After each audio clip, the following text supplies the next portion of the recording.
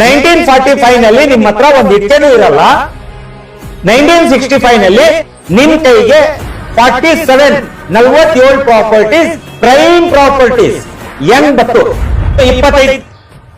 25 ಡಿಪಾರ್ಟ್ಮೆಂಟ್ಸ್ಗೆ ಬರ್ತಿದ್ದೀನಿ. ಅದು ಸೀರಿಯಸ್ ಇದೆ. ಬಿರಿಯಾನಿ ಪ್ಯಾರಡೈಸ್ ಹಿಂಗಡೆ ಯಾವ ವಕ್ಫ್ ಬೋರ್ಡ್ ಕೂತೈತೆ ಆಫೀಸು. ನಮ್ ಚೇರ್ಮನ್ ಸಾಹೇಬ್ರೆ, ಇವಾಗ ನಿಮ್ಗೆ ಒಂದು ಮನವಿ, ಆ ಜಾಗವನ್ನು ರಿಟರ್ನ್ ನಲ್ಲಿ ಎಲ್ಲ ಅಲ್ಲೂ 1.5 ವರ್ಷ ಹಿಂಗಡೆ ಕೊಟ್ಟಿದ್ದೀನಿ. ನಾನ್ ಮೊಹಮ್ಮದ್ ಅಲಿಮುಲ್ಲಾ ಶರೀಫ್, ಶಾಂತಿನಗರ್, ಮೈಸೂರಿಂದ. ಅಲ್ಹಮ್ದುಲಿಲ್ಲಾ ಸುಮಾರು ಇಶ್ಯೂಸ್ ಇದೆ ಮೈಸೂರು ವಕ್ಫ್ ಬೋರ್ಡ್ಗೆ ರಿಲೇಟೆಡ್. ಯಾವ್ದು ನಾನು ಏನೇನ್ ನೋಡ್ಕೊಂಡು ಬರ್ತಾ ಇದ್ದೀನಿ ಅದೆಲ್ಲ ಜನಪರವಾಗಿ ಎಲ್ಲ ತಿಳಿಸ್ಕೊಂಡು ಬರ್ತಾ ಇದ್ದೀನಿ. ಎಲ್ಲ ಹೇಳ್ದಂಗೆ ಮುಂಚೆನೂ ಹೇಳ್ದಂಗೆ ಎಲ್ಲರಿಗೂ ಬರೀತಾನೂ ಇದ್ದೀನಿ. ಇದರ ಜೊತೆನಲ್ಲಿ ಇನ್ನೊಂದು ಇಶ್ಯೂ ಇದೆ, ಮೈಸೂರು ವಕ್ಫ್ ಬೋರ್ಡ್ಗೆ ಸಂಬಂಧಪಟ್ಟಿದ್ದು ಇಶ್ಯೂ ಇದೆ. ಇದೂನು ಮುಸ್ಲಿಂ ರಿಫೈಲ್ ಮುಸ್ಲಿಮೀನ್ ಅಂತ ಒಂದು ಕಮಿಟಿ ಇದೆ. ರಿಫೈಲ್ ಮುಸ್ಲಿಮೀನ್ ಅಂತ ಒಂದು ಕಮಿಟಿ ಇದೆ. ಅದರ್ನಲ್ಲಿ ಎರಡು ಸಬ್ ಕಮಿಟೀಸ್ ಇದೆ, Muslim boys orphanage and Muslim girls orphanage ಅಂತ. ಆಶ್ಚರ್ಯದು ಮಾತು ಏನಂತ ಹೇಳಿದ್ರೆ, ಎಲ್ಲ ಇದು ಇಂಟ್ರೊಡಕ್ಷನ್ ಕೊಟ್ಬಿಟ್ಟು ಆಮೇಲೆ ಏನ್ ಸಮಸ್ಯೆ ಆಗೈತೆ ಅದು ತಿಳಿಸ್ತೀನಿ. ಈ ಕಮಿಟಿನಲ್ಲಿ ನಮ್ಮ ಶಾಸಕರು ತನ್ವೀರ್ ಸೇಠ್ ಸಾಹೇಬರು ಇದ್ದಾರೆ. ಎರಡು ಕಮಿಟಿಗೂ ಇದು ಸಬ್ ಕಮಿಟೀಸ್. ಇದು ಒಂದ್ ಕಮಿಟಿ ಇಲ್ಲ, ಒಂದ್ ಕಮಿಟಿ ರಿಫೈಲ್ ಮುಸ್ಲಿಮೀನ್. ಸ್ವಲ್ಪ ಪ್ಲೀಸ್ ಚೆನ್ನಾಗಿ ಅರ್ಥ ಮಾಡ್ಕೊಳ್ಳಿ. ರಿಫೈಲ್ ಮುಸ್ಲಿಮೀನ್ ಕೆಳಗಡೆ 2 ಸಬ್ ಕಮಿಟೀಸ್ ಇದು, ವಕ್ಫ್ ಕಮಿಟೀಸ್ ಇದು. ಈ 2 ಕಮಿಟೀಸ್ಗೂ ಬೇರೆ ಬೇರೆ ರೀತಿಯಿಂದ 2 ಕಡೆನೂ ಇವ್ರು ಕೂತವ್ರೆ. Muslim boys orphanage, Muslim girls orphanage ಅಂತ. ಇವ್ರ ಹೆಸರು ತಗೊಂಡು ಹೇಳ್ತಾ ಇದ್ದೀನಿ ಅಂತ ಹೇಳಿದ್ರೆ ಏನು ಪರ್ಸನಲ್ ಇಲ್ಲ ಇದು. ವಕ್ಫ್ ಆಸ್ತಿ ಮೇಲೆ ಕೂತವ್ರೆ, ಒಂದ್ ಜಿಮ್ಮೆದಾರಿ ಅಂತ ತೋರಿಸ್ತಾರದ್ ನಾವು. ಆ ಐಡೆಂಟಿಫಿಕೇಶನ್ಗೆ ಇವ್ರ ಹೆಸರು ತಗೊಳ್ತಾರದು. ಇದರಲ್ಲಿ ನಮ್ ಪರ್ಸನಲ್ ಇಂಟ್ರೆಸ್ಟು ಇಲ್ಲ, ಇವ್ರ ಮೇಲೆ ನಾವು ಏನು ನಮ್ಮ ಅವಕಾಶ ಇಲ್ಲ, ನಮ್ ಇದೇ ಇಲ್ಲ ಇವ್ರ ಮೇಲೆ ಏನೋ ಹೇಳ್ಬೇಕು ಅಂತ ಹೇಳಿದ್ರೆ. ಇದು ಗಮನದಲ್ಲಿ ಇರ್ಲಿ. ಸೊ ಇಲ್ಲಿ Muslim boys orphanage plus Muslim girls orphanage ಅಂತ ಒಂದ್ ಕಮಿಟಿ ಇರ್ತದಲ್ಲ, ರಿಫೈಲ್ ಮುಸ್ಲಿಮೀನ್ ಅಂತ. ಈ ರಿಫೈಲ್ ಮುಸ್ಲಿಮೀನ್ಗೆ ತಗೊಂಡು ಒಂದು ಇಶ್ಯೂ ಹೇಳೋದಿದೆ. ನೋಡಕ್ ಹೋಗ್ತೀನಿ. ಇದು 65 ಗೆಜೆಟ್ ನಲ್ಲಿ, ಗೆಜೆಟ್ ಆಫ್ ಮೈಸೂರಿನಲ್ಲಿ, ಗೆಜೆಟ್ ನೋಟಿಫಿಕೇಶನ್ ಆಫ್ ಮೈಸೂರಿನಲ್ಲಿ ರಿಜಿಸ್ಟರ್ ಇರ್ತದೆ. ಪರವಾಗಿಲ್ಲ, ಸರಿ. ಇವಾಗ ಇದರ ಹಿಂಗಡೆ ಬ್ಯಾಕ್ ಡ್ರಾಪ್ ನಲ್ಲಿ ಏನೇನ್ ನಡೆದೈತೆ ಅಂತ ನೋಡಕ್ ಹೋಗ್ತೀನಿ. ಆಶ್ಚರ್ಯ ಆಗ್ಬಿಡ್ತೀವಿ ನಾವು. 1947 ನಲ್ಲಿ ಇಂಡಿಪೆಂಡೆನ್ಸ್ ಆಗಿರ್ತದೆ ನಮ್ಮ ದೇಶಕ್ಕೆ. ಯಾವಾಗ? 1947 ನಲ್ಲಿ. ಅದರ್ ಹಿಂಗಡೆ 2 ವರ್ಷ ಹಿಂಗಡೆ ರಿಜಿಸ್ಟರ್ ಮಾಡಿರ್ತಾರೆ ಅಂತ ಹೇಳಿದ್ರೆ, ಸ್ಟಾಕ್ ಎಕ್ಸ್ಚೇಂಜ್ ನಲ್ಲಿ ರಿಜಿಸ್ಟರರ್ ಆಫ್ ಸ್ಟಾಕ್ ಕಂಪನೀಸ್ ನಲ್ಲಿ ರಿಜಿಸ್ಟರ್ ಮಾಡಿರ್ತಾರೆ. ನಾನ್ ಜಾಸ್ತಿ ಇವಾಗ ಬಿಡಿಸಿ ಹೇಳಲ್ಲ, ಇವರೇ ಬಂದು ಹೇಳ್ಬಿಡ್ಲಿ what is the meaning of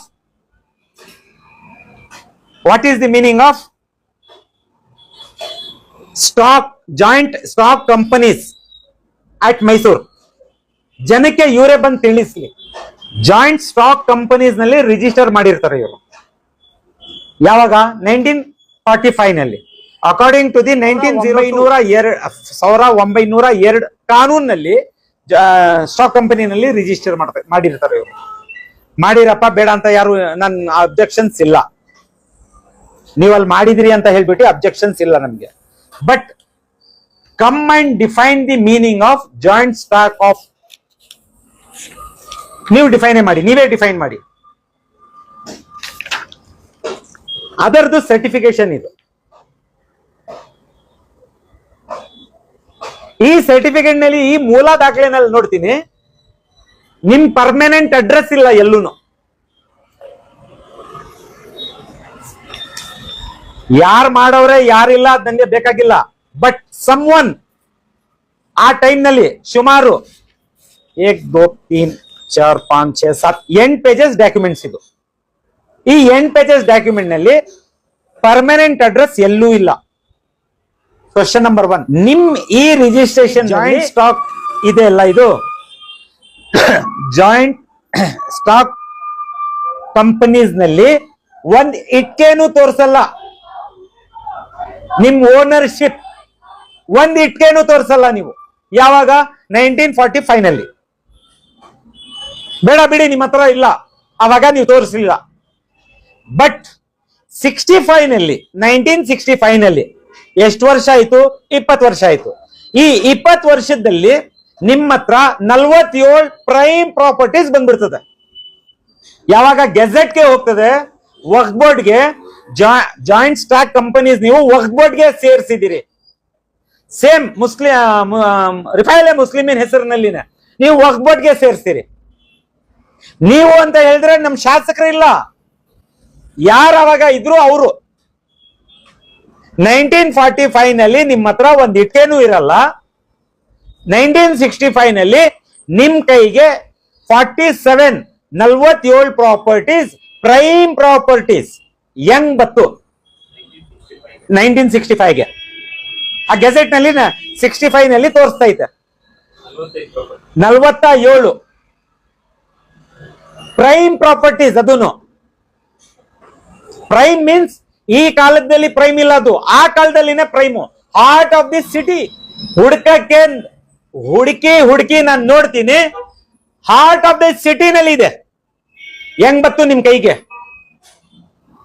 ಆ ಹೆಂಗ್ ಬತ್ತು ನಿಮ್ ಕೈಗೆ ಅಂತ ಹೇಳಿ ನಾನ್ 2 ವರ್ಷ ಹಿಂದ್ಗಡೆ ಒಂದ್ ಸವಾಲ್ ಹಾಕಿರ್ತೀನಿ. ಅದಕ್ಕೆ ವಾಹಿಬ್ ಅಂತ ಹೇಳ್ತಾರೆ ನಮ್ ವಕ್ಫ್ ಬೋರ್ಡ್ ಪ್ರೊಸೀಜರ್ ಪ್ರಕಾರ. ವಾಹಿಬ್ ಮಾಡಿರೋರು ಅದರದ್ದು ದಾನದ್ದು ಪತ್ರಕ್ಕೆ ವಾಹಿಬ್ ನಾಮ ಅಂತೀವಿ. ವಾಹಿಬ್ ಅಲ್ಲ, ಸಪರೇಟ್ ವಾಹಿಬ್ ನಾಮ ಮೀನ್ಸ್ ಯಾರ್ ದಾನಿಗಳು ಇದಾರೆಲ್ಲ ಆ ಟೈಮ್ ನಲ್ಲಿ ಮಾಡೋರಲ್ಲ, ಅವ್ರು ಮಾಡಿರೋದು MOU, ಇಂಗ್ಲಿಷ್ ನಲ್ಲಿ MOU ಹೇಳ್ತೀವಿ. ಆ ದಾನ್ ಪತ್ರಕ್ಕೆ ವಾಹಿಬ್ ನಾಮ ಅಂತ ವಕ್ಫ್ ಬೋರ್ಡ್ ಲಿಟ್ರೇಚರ್ ನಲ್ಲಿ ವಕ್ಫ್ ಬೋರ್ಡ್ ನಲ್ಲಿ ವಾಹಿಬ್ ನಾಮ ಅಂತ ಹೇಳ್ತೀವಿ. ಯಾರ್ಯಾರು ಕೊಟ್ಟಿರ್ತಾರೆ ಅದರದ್ದು ಆ ದಾನದ ಪತ್ರ ಅಂತ ಹೇಳ್ತಾ ಇದ್ದೀರಲ್ಲ, ದಾನದ ಪತ್ರ ಇಂದಾನು ವಾಹಿಬ್ ನಾಮ ಅಂತ ತಿಳ್ಕೊಳ್ಳಿ. ಇವಾಗ ಸಬ್ ರಿಜಿಸ್ಟರ್ ನಲ್ಲಿ ಮ್ಯೂಚುವಲ್ ಅಂಡರ್ಸ್ಟ್ಯಾಂಡಿಂಗ್ ಒಂದು ರಿಜಿಸ್ಟರ್ ಆಗ್ತಾ ಇದೆ ನೋಡಿ, ಅಂತೆ ಪೇಪರ್ ಅದು. ಇಂಥವ್ರು ದಾನ ಕೊಟ್ಟಿರೋದು ಅಂತ ಹೇಳ್ಬಿಟ್ಟು ಆ ದಾನದ ಪತ್ರಕ್ಕೆ ಕೇಳ್ತಿದ್ರೆ ನಮ್ಮ ಹತ್ರ ದಾನದ ಪತ್ರ ಇಲ್ಲ ಅಂತ ಹೇಳ್ತಾರೆ, ಬರ್ತ್ ಕೊಡ್ತಾರೆ ಹಿಂಬರ. ಆ ದಾನದ ಪತ್ರ ನಿಮ್ಮ ಹತ್ರ ಇಲ್ಲ ಅಂದ್ರೆ how you are controlling the properties question ಅಲ್ಲಿ ಬರ್ತದೆ. ಮುಲಾಜಿಲ್ದಂಗೆ ನೀವು ವಿಡಿಯೋ ಮೇಲೆ ಹೇಳ್ತಾ ಇದ್ದೀನಿಲ್ಲ, ನೀವು ಮಾಡ್ಬೇಕು ಅಂತ ಹೇಳಿದ್ರೆ ನೀವು ಯಾರಂತ ಕೇಳಕ್ಕೆ ಹೋದ್ರೆ ನೀವು ಕೂತಿರೋದೆ ವಿತೌಟ್ ಎಲೆಕ್ಷನ್ಸ್ ಕೂತಿರೋದು ನೀವು 20 ವರ್ಷದಿಂದ. ಅಡಾಕ್ ಕಮಿಟಿ ಮಾಡ್ಕೊಂಡು ಕೂತಿರೋದು ನೀವು. ಎಲ್ಲಿದೆ ಟ್ರಾನ್ಸ್ಪರೆನ್ಸಿ ಹೇಳಿ? ಎಲ್ಲಿದೆ ಟ್ರಾನ್ಸ್ಪರೆನ್ಸಿ? ಎಲ್ಲಿದೆ? ಜನಕ್ಕೆ ಏನಂತ ಹೇಳೋಣ, ಜನಕ್ಕೆ ₹1 ನೀವು ಕೊಡ್ದಂಗೆ ಆ ದಾನದ್ದು ಮಾಲ್ ಮೇಲೆ ಫಸ್ಟ್ 45 ನಲ್ಲಿ ನಿಮ್ಮ ಹತ್ರ ಒಂದ್ ಇಟ್ಕೆ ಇರಲ್ಲ, ಅಚಾನಕ್ 65 ನಲ್ಲಿ 47 ಪ್ರಾಪರ್ಟೀಸ್ ಬಂದ್ಬಿಡ್ತದೆ.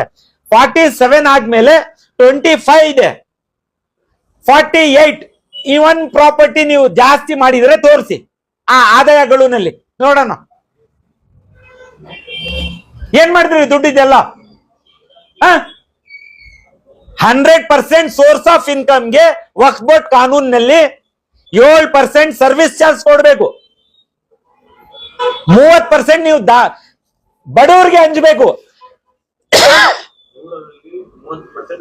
30% ಬಡವರಿಗೆ, 7% ವಕ್ಫ್ ಬೋರ್ಡ್ ಚಾರ್ಜಸ್, ವಕ್ಫ್ ಬೋರ್ಡ್ಗೆ ಸರ್ವಿಸ್ ಚಾರ್ಜಸ್ 37 ಆಯ್ತು. 63 ರಿಮೈನಿಂಗ್ ಎಲ್ಲೋಯ್ತು ದುಡ್ಡಿದು? 47 ಪ್ರಾಪರ್ಟಿ 47 ಮುಖಗಳಿಗೆ ಮಾರ್ಕೊಂಡಿಲ್ಲ, ಏನೇನೋ ಬಿಟ್ಟಿದ್ದೀರಿ ನೀವು.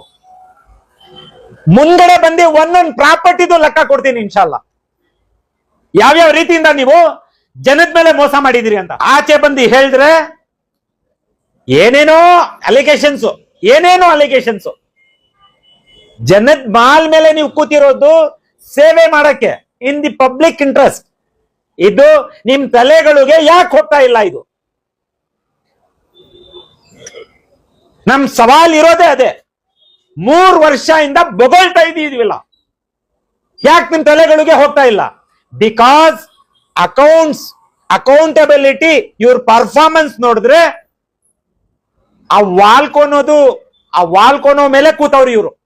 ಅಷ್ಟೊಂದು ದುಡ್ಡು ಮಾಡ್ಬಿಟ್ಟು ದುಡ್ಡಿಂದು ಲೆಕ್ಕಾಚಾರನೇ ಇಲ್ಲ. ಕೇಳಕ್ ಹೋದ್ರೆ ಆ ನಮ್ಮ ಮಾತಿನಲ್ಲಿ ಹೇಳ್ತಾರೆ ಅವನ್ಕ ದುಶ್ಮನ್ ಅಂತ, ನಮ್ ಸಮುದಾಯ ಕಿಲಾಫ್ ಬರ್ತಾವನಿ ಇವನು ಅಂತ ಹೇಳ್ಬಿಟ್ಟು ಎತ್ ಕೊಡ್ತಾರೆ. ಇದೆಲ್ಲ ಏನ್ ನಡೀತಾ ಇರೋದು ಅಂತ ನಂಗೂ ಗೊತ್ತಾಗ್ತಾ ಇಲ್ಲ. ಇವ್ರದ್ದು ಕಂಪ್ಲೇಂಟು ಈ ಮುಂದಿನ ವಿಚಾರದಲ್ಲಿ ಬಂದು ಇವ್ರದ್ದು 47 ಪ್ರಾಪರ್ಟೀಸ್ ನಲ್ಲಿ ಸುಮಾರು ಪ್ರಾಪರ್ಟೀಸ್ ಸೀರಿಯಸ್ ಇದೆ ಇಶ್ಯೂಸ್. ಅದ್ನಲ್ಲಿ ಒಂದು ಪೆಂಡಿಂಗ್ ಇರ್ಲಿ, ಬಿರಿಯಾನಿ ಪ್ಯಾರಡೈಸ್ ಹಿಂಗಡೆ ಯಾವ ವಕ್ಫ್ ಬೋರ್ಡ್ ಕೂತೈತೆ ಆಫೀಸು. ನಮ್ ಚೇರ್ಮನ್ ಸಾಹೇಬ್ರೆ, ಇವಾಗ ನಿಮ್ಗೆ ಒಂದ್ ಮನವಿ, ಆ ಜಾಗ ಅನ್ನು ರಿಟರ್ನ್ ನಲ್ಲಿ ಎಲ್ಲ ಅಲ್ಲೂನು 1.5 ವರ್ಷ ಹಿಂಗಡೆ